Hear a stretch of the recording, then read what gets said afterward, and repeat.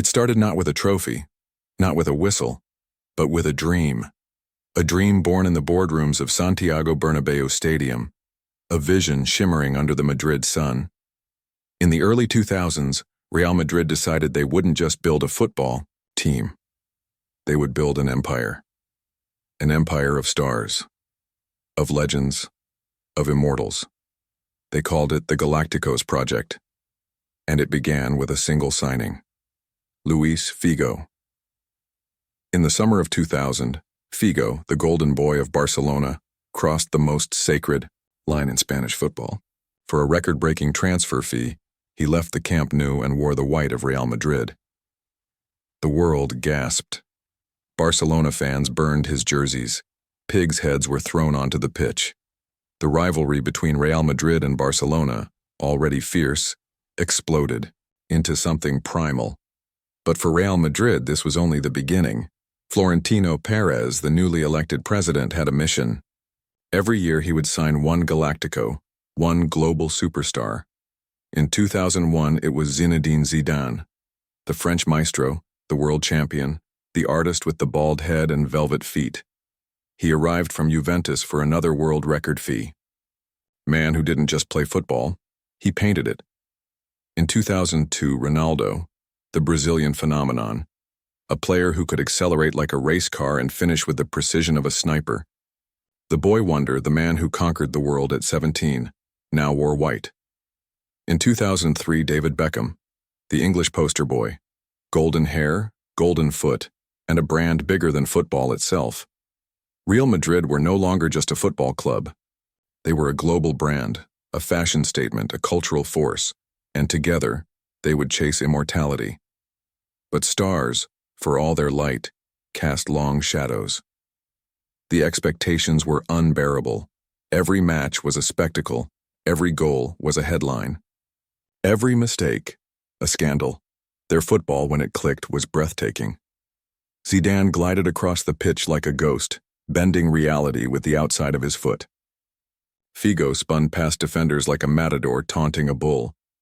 Ronaldo sprinted through backlines with terrifying inevitability. Beckham whipped crosses that sliced the air like knives, and behind them stood Raúl, the captain, the heart of Madrid, a player born not of transfers but of the club's soul, a warrior who bled white. In 2002, the dream seemed destined to succeed. In Glasgow at Hampden Park, Zidane scored one of the most beautiful goals ever seen, a left-footed volley into the top corner. Real Madrid lifted their 9th European Cup, La Novena. It was magic. It was destiny fulfilled, or so it seemed. Because behind the beauty, cracks were beginning to form. The Galácticos philosophy was clear: attack, entertain, conquer. But it came at a price. Defense was an afterthought. Balance was sacrificed for spectacle. And as the seasons wore on, the weight of expectation, ego, and exhaustion began to drag them down. In 2003-04, the first tremors of collapse shook the Bernabéu. They lost the Copa del Rey final to Real Zaragoza. They collapsed in La Liga. Losing 5 of their last 6 matches, they finished 4th. The dream team started to look like a dream deferred, yet Perez doubled down. More stars, more headlines. But football isn't built only on talent. It's built on hunger, on sacrifice, on unity. And the Galácticos, for all their brilliance, struggled to become a team. There were whispers, jealousies, frustrations. Why were defensive players neglected? Why were signings based on marketing instead of tactics? Why were aging stars being protected while rising talents were ignored? Players like Claude Makelele, the silent engine of the midfield, were sold. And in his place came flashier names, but no balance. Without Makelele, the midfield cracked. Without a shield, the defense collapsed. Rival clubs adapted. Barcelona, fueled by their own dreams, rebuilt. Valencia, organized and ruthless, rose. Europe became a battlefield, and the Galácticos were exposed. One by one, the stars dimmed. Figo grew older, slower. Zidane, for all his magic, couldn't carry the team alone. Ronaldo battled injuries and weight issues. Beckham struggled to find his place in a system that didn't fully understand him, and the dream began to fade. But even in failure, there was glory. Real Madrid never stopped selling out stadiums, never stopped inspiring songs, posters, dreams. Because the Galácticos weren't just about winning, they were about daring to dream bigger than anyone had before, and sometimes the dream itself is more powerful than any trophy. The Galácticos era was glittering on the surface but turbulent underneath. In the early days, it was easy to believe in the illusion. Zidane's elegance, Ronaldo's power, Figo's craft, Beckham's precision. When they moved the ball, it looked like poetry written in motion. When they scored, it was art. But when they stumbled, the whole world saw it. The pressure was unrelenting. Every opponent treated playing against Real Madrid like their World Cup final. Every away stadium was louder, sharper, angrier. The Galácticos wore a target on their backs. Inside the club, tensions grew. Players began questioning decisions. Why prioritize another superstar when the team needed solidity? Why chase headlines instead of harmony? Behind closed doors, frustration simmered, and then came the tactical problems. Opponents learned how to exploit Madrid's weaknesses. They sat deep, invited pressure, and then struck with brutal counterattacks. The defense, aging and exposed, crumbled under the weight. Real Madrid became a paradox, capable of scoring 3 goals in 20 minutes, but equally capable of conceding 3 goals in the same time. It wasn't just a tactical flaw, it was an identity crisis. Were they entertainers, or were they winners? In 2004, Florentino Perez continued his policy. He signed Michael Owen, another Ballon d'Or winner. But again it raised eyebrows. Where would he fit? Was he needed?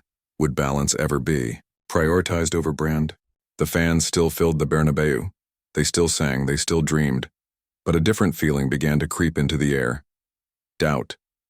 Meanwhile, rivals strengthened.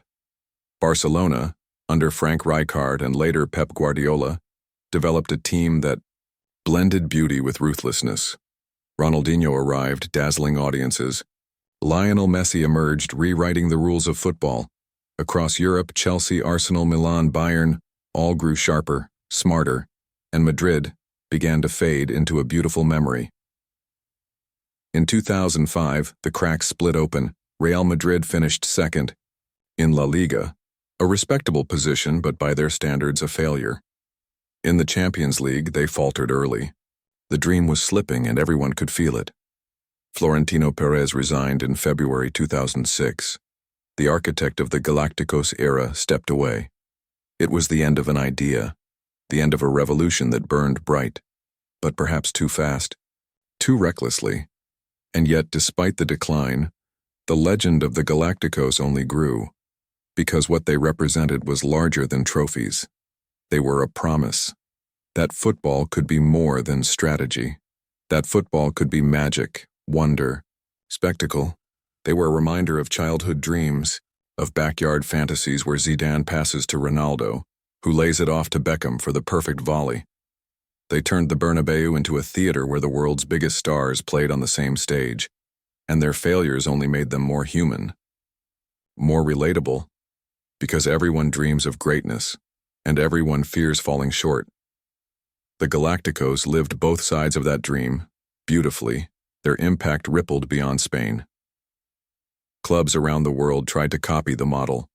Big signings, global branding, a focus on superstars. But few could match Real Madrid's audacity. Few could match the sheer spectacle they created. Their shirts became bestsellers in Tokyo, in New York, in Lagos, in Buenos Aires. Their matches were broadcast to millions, to billions. Their faces adorned magazine covers, billboards, video games. The Galácticos helped globalize football like never before. Today, when you see PSG assembling a constellation of stars, or Manchester City dazzling with world-class lineups, you see the ghost of the Galácticos. They changed the way football was sold. They changed the way football was watched. But perhaps their greatest legacy was emotional. They taught a generation that football wasn't just about winning. It was about daring to dream in color. And even as they stumbled, even as they fell, they did so in a blaze of glory. They showed that even imperfect dreams are worth chasing. In the years that followed the Galácticos era, Real Madrid faced a long journey of rebuilding. The stars faded, but the memories did not. Every time a young fan put on a Real Madrid jersey with Zidane's name on the back, the legend lived on. Every time a highlight reel showed Ronaldo sprinting past defenders, the magic breathed again. Every time Beckham bent a ball into the top corner somewhere, a dream was born. The Galácticos had etched themselves into the soul of football. Even their critics, even their rivals admitted it. There had never been anything like them before. And perhaps there never will be again, because the world changed. Football evolved. The game grew faster, more tactical, more industrial. Financial fair play regulations were introduced. Clubs had to balance ambition with responsibility. Mega projects became harder to sustain. But the dream they ignited, that football could be a global spectacle, that it could blend art and competition, never faded. When Zidane returned years later as a coach, leading Madrid to 3 consecutive Champions League titles, it felt like the dream had come full circle. The artist had become the architect, and his success was a tribute to the spirit of that golden era. Today, when we look back at the Galácticos, we remember the moments Figo, standing at Camp Nou, bombarded by hate but smiling through it. Zidane, floating in Glasgow's night sky, a left-footed volley slicing history in half. Ronaldo, racing past, goalkeepers like a man possessed. Beckham whipping free kicks with a precision that felt almost supernatural. Raúl pointing to the sky after another goal, the captain's heart beating louder than the crowd. These are not just highlights. They are chapters in football's greatest fairy tale. The Galácticos didn't win every match. They didn't lift every trophy. But they captured every imagination. They reminded us that football, at its core, is not just about tactics and trophies. It's about wonder. It's about magic. It's about believing that on any given night anything is possible, that a group of the world's best, wearing pure white, could come together and, if only for a moment, make the impossible seem easy. In a world that often demands perfection, the Galácticos showed us the beauty of imperfection. They taught us that chasing greatness, even if you stumble, is nobler than playing it safe. That risking everything for the dream is what makes the dream worthwhile, and that sometimes the greatest teams aren't remembered for their consistency, but for the moments that took our breath away. The Bernabéu still echoes their names. The banners still fly. The songs still rise into the night. Because true legends never fade. They become part of us. They become the stories we tell, the dreams we dream. The Galácticos are not just a memory. They are a feeling, a reminder that once upon a time, football dared to be bigger, bolder, more beautiful. That once upon a time, a team wasn't just built to win, but to inspire the world.